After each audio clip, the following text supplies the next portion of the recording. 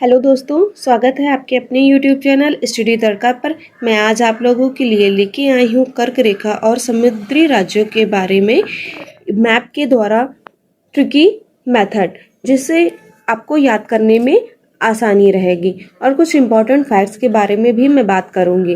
तो आप वीडियो के अंत तक बने रहें और हमारे चैनल को लाइक, शेयर और सब्सक्राइब ज़रूर करें। ऐसे ही छोटे छोटे फॉर्म में मैं वीडियो आपके लिए डालती रहूँगी। तो चलते हैं हम अपने टॉपिक पे। पहला टॉपिक हमारा क्या है? कर्क रेखा। तो कर्क रेखा कितने राज्यों से होकर गुजरती है? जैसा कि आप लोग जानते हैं, कर्क रेखा 8 राज्यों से होकर गुजरती है, जो पश्चिम से लेके पूर्व के राज्यों से होकर गुजरती हैं। अब हम जानते हैं कि कौन कौन से राज्य हैं जिसे कर्क रेखा गुजरती है। तो पहला हमारा क्या है? गुजरात है। दूसरा आप यहाँ पे देख रहे हैं, ये हमारा कैसे किस पे कट रहा है कर्क रेखा? राजस्थान पे। तो दूसरा हमारा क्या हो गया? राजस्थान। तीसरा हमारा क्या है? मध्य प्रदेश है। चौथा देखिए हमारा छत्तीसगढ़ है। फिर पांचवा हमारा झारखंड है।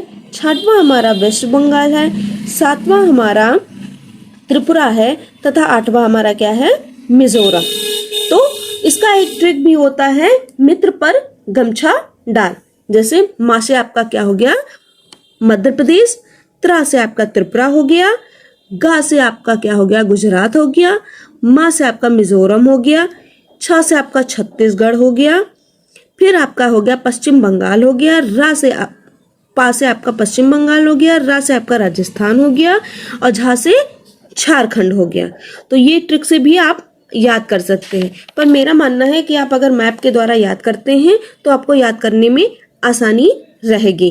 आप अगर 1-2 बार प्रैक्टिस करते हैं तो इसको याद करने में बहुत इजी हो जाएगा आपको। अब हम बात करते हैं समुद्री राज्यों के बारे में।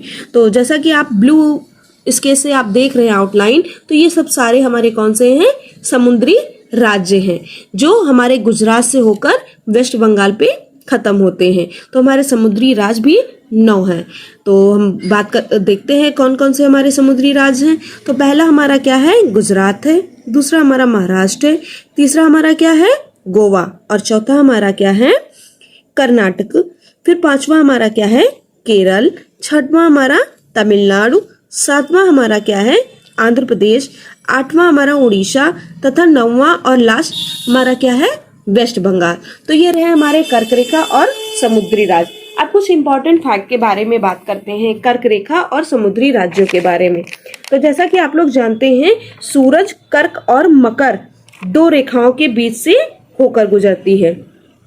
अब कर्क रेखा के ऊपर जितने भी शहर हैं, कर्क रेखा के आप ऊपर देख लीजिए, जितने भी शहर आते हैं, जितने भी राज्य आते हैं, वो आपके क्या होते हैं? उस पर सूर्य कैसा होता है? हमारा लंबवत नहीं चमकता है। और जो नीचे के शहरों पर होते हैं उस पर, जैसे ये नीचे के हमारा राज्य है, इस पर हमारा सूर्य कैसा होता है?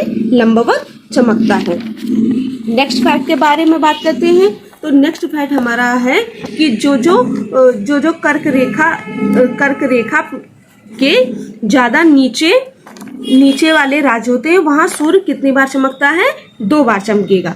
जैसे होता है हमारा मुंबई, चेन्नई, केरल, तमिलनाडु, अरुणाचल प्रदेश अरुणाचल प्रदेश, ये सब यहाँ पर हमारा सूर्य कितनी बार चमकेगा?